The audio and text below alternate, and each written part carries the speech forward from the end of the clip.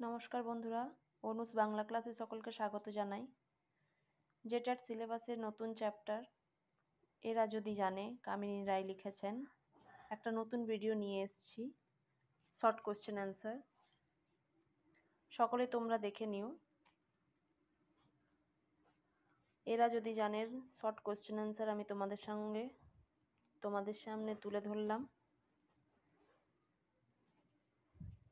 মোট আমি 14টি প্রশ্ন উত্তর